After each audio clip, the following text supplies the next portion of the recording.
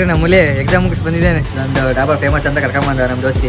ಬಿಸ್ಲಿಗೂ ಸಾಕಾಗ್ಬಿಟ್ಟೈತೆ. Bag, ಗಾಡಿ, helmet ತಲೆ ಸುತ್ತೈತೆ. Hi, ನಮಸ್ಕಾರ. ಇದು ಬೆಂಗಳೂರಿಂದ ದಾವಣಗೆರೆ ವಿಡಿಯೋ ಪಾರ್ಟ್ 2. ಇವತ್ತು ನಾವು ಹಿರಿಯೂರನ್ನ ಬೆಳಗ್ಗೆ 6 ಗಂಟೆಗೆ ಬಿಟ್ವಿ. ಬೆಳಿಗ್ಗೆ ಸ್ವಲ್ಪ ಚಳಿ, ಗಾಳಿ, ಸನ್ರೈಸ್ ಇತ್ತು. ತುಂಬ ಪೀಸ್ ಆಗಿತ್ತು ರೋಡ್ ಮಾತ್ರ. ಅವಾಗಿನ ಸನ್ರೈಸ್ ಆಗ್ತಿತ್ತು, ತುಂಬ ಚೆನ್ನಾಗಿತ್ತು. ಅಲ್ಲಿಂದ ದಾವಣಗೆರೆಗೆ 7:45 ಹೋದ್ವಿ. ಸೂಪರ್ ಮಾರ್ಕೆಟ್ ಅಲ್ಲ ಇದು, ದಾವಣಗೆರೆ ಮಾರ್ಕೆಟ್. ಬರೀ ಇಂಥದೆಯಾ? ಹೋಟ್ಲ್ ಹುಡುಕ್ತಾವನೆ, ಸಖತ್ತಾಗಿ ಮಾಡ್ತಾರೆ. ಒಳಗೆ ಹೋಗಿ ಕುತ್ಕೊಂಡು ತಿನ್ನೋದಂತೆ. ಈಗಲೇ ಆ ಕಡೆ ಅಂತಿದ್ದಾನೆ. ಇವತ್ತು ಎಕ್ಸಾಮಿಗೆ ಕರ್ಕೊಂಡು ಹೋಗಿದ್ದಾನೆ. ನಮಗೆಲ್ಲ ಗೊತ್ತಾಗೋಯ್ತು. ತಿನ್ಸಿ ಇಲ್ಲೇ ಊರಿಗೆ ಬಸ್ ಹತ್ತಿಸ್ತಾನೆ. ಅಲ್ಲಿಂದ ತಿಂಡಿ ತಿನ್ಕೊಂಡು ಅಲ್ಲಿಂದ ದೋಸ್ತಿ ಪಲಾವ್ ತಿಂತೀಯಾನೆ. ಪಲಾವ್ ತಿಂದು ಎಕ್ಸಾಮ್ ಹೆಂಗ್ ಬರೀತಾನೆ ಅಂದ್ರೆ ಹಂಗ್ ಬರೀತೀನಿ. ಇದು ನಮ್ಮ ಸೆಂಟ್ರು. ನಮ್ಮ ಎಕ್ಸಾಮ್ ಸೆಂಟ್ರಿಗೆ ಹೋದ್ವಿ. 3 ಗಂಟೆ ಎಕ್ಸಾಮ್ ಇತ್ತು. ನೋಡ್ರಿ ನಮ್ಮಲ್ಲಿ ಎಕ್ಸಾಮ್ ಮುಗಿಸ್ ಬಂದಿದ್ದೇನೆ.